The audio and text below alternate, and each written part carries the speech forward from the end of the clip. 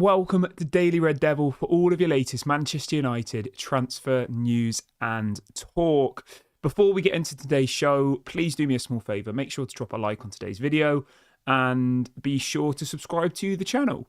Now, I want to get your thoughts on yesterday's game against Nottingham Forest. Let me know in the comment section. I didn't actually think it was awful, realistically. I think if you look at the stats, if you look at the chances, if you look at the possession and all of those things, we were definitely the better side and we didn't deserve to lose that game, realistically. I think that's a fact. Nottingham Forest had one chance and they scored. And that could have easily been avoided if Garnacho had taken him down on the halfway line and it wouldn't have been a goal. And God, who knows what would have happened in that game. And the one thing that was really screaming out to me in that match was this, right? And I've said this for the last 2 or 3 years, since Erik ten Hag's was here. Manchester United could play like how Nottingham Forest play, and we would get top 4 every single season, without a shadow of a doubt. This set of players that Ruben Amorim has now could easily be in the top 4 this season, 100%. If we played the style of football that Nottingham Forest play, which is park the bus, low block, and hit on the counter-attack with pace, with Rashford, with whoever else it was we used to do that before. Bruno plays the ball over the top, Rashford runs onto it, and we score, and we park the bus, right? We would be in the top 4. And we did that under Erik ten Hag in his first season because he realised he couldn't play an interesting style of play with these set of players. But the problem we then had was we started to get success and then the Manchester United fans were like, I don't like the style of play. We're Manchester United. We shouldn't be parking the bus. There's an impossible middle ground here because I honestly think we could easily be in the top 4 this season. And people are probably thinking, what the hell are you talking about? You don't know what you're on about. Just think about it. Nottingham Forest are sat 3rd in the Premier League. They're currently 9 points ahead of Manchester City. Do you honestly think that how Nottingham Forest play football is attractive? It's not. They park the bus, they had a back 5, they had everybody behind the ball, they wait until a counter-attack and then they score. And that's all they do. There isn't any other clever bits of play. There's not they don't get 60, 70% possession. It's old school football. Park the bus, hit on the counter-attack, and then punish teams. And as I said, we did that under Ollie. We were successful. We did that under Erik ten Hag. We were successful. But then the problem we have is, as a fan base, we then want more. We're Man United. We're too good for this. And there's an impossible middle ground. What do you want as a fan base? Do you want to win football games? Or do you want to be like Arsenal, who play attractive football but win nothing? That's the difficult thing here, because I know everyone looks at Man City as a blueprint, but Man City's Man City and Barcelona are like once in a generation type team with that style of play where they just dominate for years and years and years. Obviously, Barcelona have fallen off a little bit now, but Manchester City's dominance was like Manchester United's dominance in the 90s and the early 2000s. It doesn't happen very often. Liverpool have won 1 league title in the last 20 years. That just kind of sums it up for me. But yeah, the one screaming point that I just saw and was thinking throughout the whole of this game was that Nottingham Forest played boring football. It's not attractive, but they're sat 3rd in the Premier League and they're in an FA Cup semi-final. Whereas we're trying to play this exciting, fast-paced, possession-based football and we're sat 13th in the Premier League. We have better players than Nottingham Forest. I genuinely believe that. But we don't have better players for the current system we're trying to play. If we, as I said, were playing a park the bus, low block, we would be in the top 4. 100%, without a shadow of a doubt. But, as I said, as a fan base, we didn't accept that. We said it's not good enough. We want to see a style of play. We had a style of play. We had a style of play under Ollie. We had a style of play under Erik ten Hag. It was sit back, hit on the counter-attack with pace, and punish teams. That was what we did, and it's exactly what Nottingham Forest do. It's like saying Nottingham Forest don't have a style of play, it's a disgrace. You don't hear people saying that, do you? Every single pundit in the world is praising Nottingham Forest, saying how much of an amazing job they're doing, how much of an amazing job the manager's doing. But if that was Manchester United sat in 3rd place, playing counter-attacking football, you'd have people saying, oh, this isn't the Manchester United way. Oh, it's not good enough. Oh, it's not acceptable. And it just shows where we are as a club. We have a manager who's coming now, who's trying to do something interesting. Will it work? It's impossible to say. I think obviously I back Ruben Amorim, and I backed Ruben Amorim even to, I backed Erik ten Hag even to the day that he got sacked, when people were screaming for him to be sacked for months. But do I think Ruben Amorim's going to be able to get this Manchester United side to be able to play this attractive style of football and to win trophies? I still think it's 50-50, and I said that on the day he got appointed, and this has nothing to do with Ruben Amorim. I just think the Premier League is so difficult, and you get the odd team like a Liverpool or a Man City, who are dominating a little bit. But other than that, if you've got a team that can't play attractive football, you just have to do the basics right. And another really, really interesting thought that I saw yesterday. This is mad. Are you ready for this? You're not going to believe what I'm about to say. There was a stat that I saw yesterday, right? The stat that I saw yesterday was this, that apparently Harry Maguire had more XG yesterday in the 2 minutes that he was on the pitch. So XG is expected goals, right? Harry Maguire had more expected goals than Rasmus Højlund's had in the last 15 Premier League games. You heard that right. Harry Maguire, in 5 minutes of extra time, had a higher XG, expected goals, than Rasmus Højlund has in the last... how many games did I say? 15 games. Crazy. That was one of the craziest stats I think I've ever heard. Mad. When someone told me that, I saw it on Twitter, I think, and I was like, is this real? But it is real. It is real. I honestly couldn't believe that when I read that. I was just like, that is literally embarrassing that a centre-back has a higher XG than a striker. Like, it doesn't even make sense, does it? For a striker to have less XG in 15 games than a centre-back does. Yeah, it's worrying. And unless we have a massive rebuild in the summer... Malps, anybody fall asleep watching that game? I just saw your comment there. I'm not even joking. This is a genuine comment here. I genuinely did fall asleep, Malps. I'm being deadly serious. At the 70th minute mark, I fell asleep until full time. I don't remember the last time that happened. I was asleep. Crazy. I slept for the last 20 minutes of the game. It was like 9:30 here in the UK, and I was asleep. I usually go to bed about 12. Mad. Absolutely mad. But, yeah, exactly, Tony. Forest just parked the bus. And as I said at the beginning, Man United could do that and we would be in the top 4. Man United could do that and we'd be in the top 4, but we'd do that and the fan base would still be disappointed. They'd say, oh, we're not playing Man United style of way. Oh, this is boring. Oh, we should, So, yeah, I don't know. It's impossible to win, really. You win games, but you don't play a certain style of football and people are unhappy.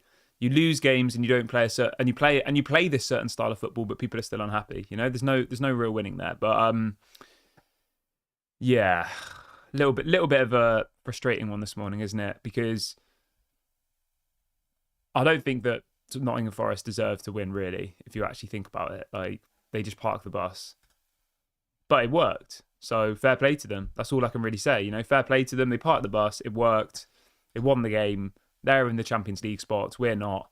They're in an FA Cup semi-final. We're not. And they've done it playing a style of football, which if Manchester United did, people would be kicking off about. But because it's Nottingham Forest, people are like, this is amazing. So, yeah. Okay, where should we go from here then? Let's move on to Liam Delap then, just to make your mornings even worse.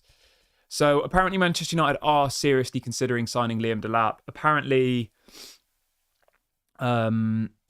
Jason Wilcox is a massive fan of his. Obviously Jason Wilcox was at Manchester City when Liam Delap was there.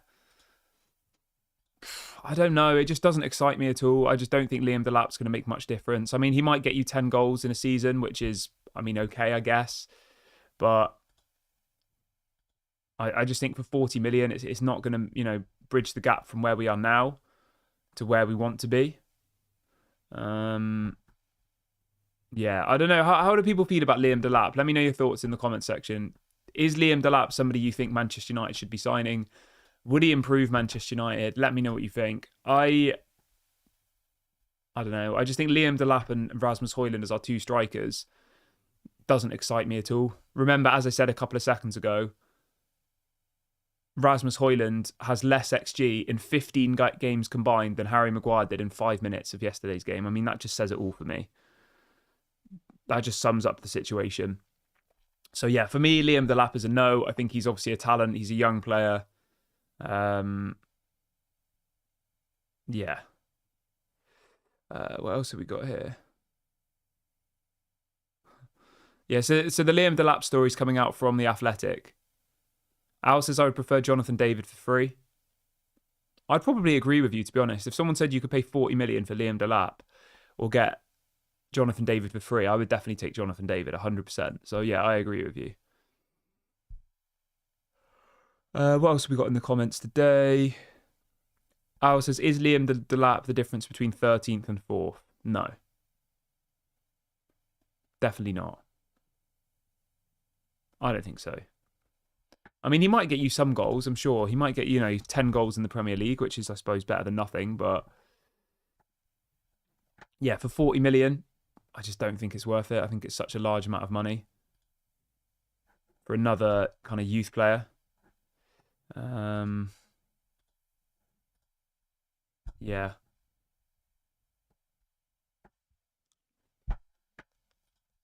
But yeah, let me know, guys.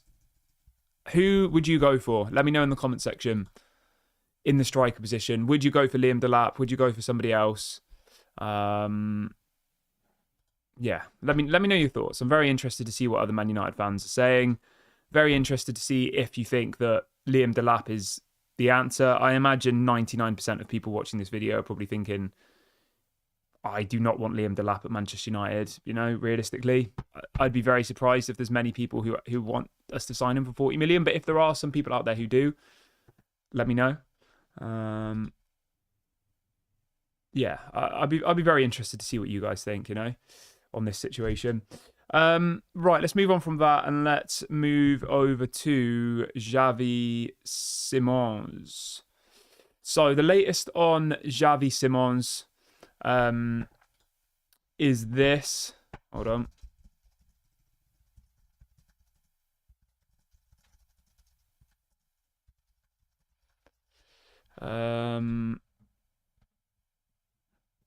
Where is the Javi Simmons story? Yeah, so apparently Manchester United want to sign Javi Simmons. I like Xavi Simmons. I think he's a talented player, but I just think the likelihood of Manchester United being able to sign a player of this quality in the summer is quite small. I just can't see it. Why would he want to come to Manchester United? I kind of got it a little bit before when there was the whole Erik ten Hag connection, and I thought, maybe, I don't know, the whole Dutch connection, possibly. But I just don't see it now. Like, why would Javi Simmons come to Manchester United? It doesn't make much sense. He's going to have so many options. There's Liverpool linked to him. There is other top teams linked to him. Whereas, what can we really offer Javi Simmons other than money? That's the big question. Yeah, that's the question that I ask myself. Like, the only real thing that we can ask or give is money. And there's nothing else really that Manchester United can offer at the moment. Which is pretty sad to say that at the moment the only thing that we're able to the only way we're able to compete is by offering more money and wages than another team. But that's kind of just the position we're in now, where that's the reality that we find ourselves in. So yeah, I don't know. I would like to see Javi Simmons at Manchester United. I think he's a quality player. But I think the likelihood of Man United being able to do that is so small. I mean, we're looking at people like Liam Delap, realistically. Liam Delap, for me, is like a West Ham level striker. And no disrespect to West Ham. West Ham are a good football team. Everton are a good football team. They're Premier League teams. But Liam Delap is of that level. Whereas Javi Simmons is, you could see him at Liverpool and Arsenal and Man United and Man City. So, yeah. I'm just looking at that stat again. Harry Maguire accumulated more expected goals in added time alone against Nottingham Forest than Rasmus Højlund has done all season. I mean, that stat on its own is just absolutely disgusting, I think. Would you not agree that our striker has had less XG than our centre-back? I mean, it doesn't even make any sense when you break it down like that. But, yeah, that just shows the situation we're in, you know, where we've got a player who's just, like, massively underperforming effectively. So, yeah, frustrating. But I don't really know how we can get around that other than moving Rasmus on, you know? Will we be able to move Rasmus on? Probably not. But let's not just focus all on Rasmus, you know? Garnacho was very poor last night. There's this obsession with Garnacho in this fan base. I don't really understand it. I would have sold Garnacho before. I don't think he's as good as people think he is. He doesn't seem to have the football IQ that I think we need in this team, especially in a Ruben Amorim style setup. He's had a couple of moments of magic in his career. The bicycle kick against Everton is an example. But other than that, I think he's average. I really do. I think he has potential, but yeah, I just don't see it anymore for me. I would sell Garnacho 100% in the summer. If we could get £60 million for Garnacho, I would literally take that in a heartbeat. I'm sure he'll go somewhere else and do well, though. That's the thing. Like, don't get me wrong. But yeah, I just don't think he's particularly good. But in all fairness, I also don't think that the current setup really suits his style of play. Garnacho, like, he's a wide winger at the moment. He's playing as a central attacking midfielder. I don't think it would make too much difference realistically, but yeah, I do wonder sometimes whether, you know, him playing out of position is, you know, maybe a bit of an issue for getting the best out of him. Maybe I'm wrong. Maybe it's not as much of a big deal as I'm thinking. But yeah, I don't know. I'd be interested to see what you guys think about Garnacho. Like, let me know in the comments. I just personally think that for the amount of money that we could get from cashing in on him, I think you have to explore moving him on realistically. If we are being told we have to sell to buy, and we are being told that we could get £60 million for him, I think you have to do that deal. I don't really see any other way. But maybe you disagree. Like, let me know your thoughts in the comments. Yeah, let me know your thoughts in the comments about Garnacho. Would you keep him at Manchester United? Or would you look to move him on? For me, I'd be moving him on, definitely. I'd move on most of this team apart from, say, maybe 4 or 5 players. Obviously, you can't sell every single player in one window. That's just obviously completely unrealistic. But, yeah. Right, let's have a look at what people were saying in the comment section today. Where's the comment section? There it is. All right, the comment section.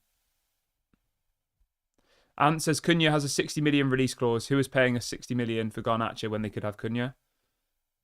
It's a good point. I can't remember how much Napoli were offering. It was about 40 million, wasn't it? I mean, thinking about it now, I would take 40 million for Garnacho, 100%. I don't understand, like, the narrative where some people are like, oh, we have to keep him. Like, I just don't get it. Like, why? What have you seen from Garnacho that makes you think that he's worth keeping? His end product is pretty much non-existent.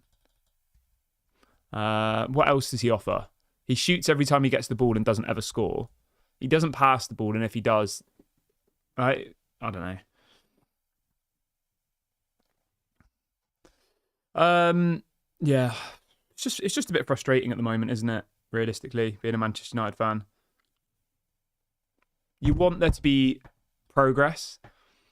And I know, and in all fairness, I do think we played all right yesterday, but we still lost the game and we still didn't create any chances. You know, which kind of says it all for me. We played all right, but we still didn't win, and we still didn't really create any chances. I don't remember their goalkeeper having to make any saves. Do you? I don't. I mean, maybe 1 or 2 here or there, but generally, I don't remember their goalkeeper having to do much at all. It was easy for him, easy for their defenders. Maguire nearly scored in that last minute, didn't he? But other than that, yeah. Anyway, I'm going to wrap up the video here, guys. I feel like I'm rambling a little bit. Thank you very much for watching. I'll be back tomorrow morning. Have a great day, everybody, and I'll speak to you all then. Don't forget to drop a like, comment, and subscribe as well. Bye for now.